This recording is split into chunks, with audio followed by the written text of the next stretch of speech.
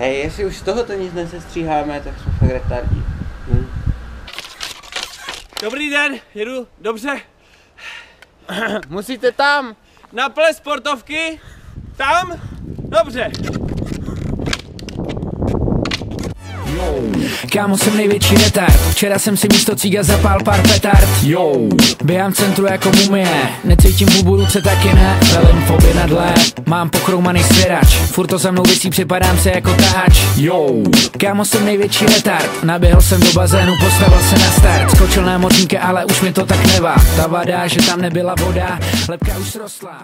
Připravil jsem si pro vás písničku, kterou znáte všichni.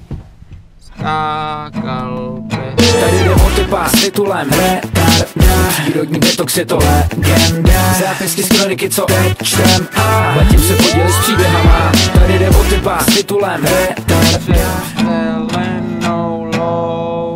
Přírodní detox je to legenda. Zápisky z kroniky, co teď čtem. Veme všechny sportáky a sportačky, hej, hej, na ples, hej, hej, hej, 12.3.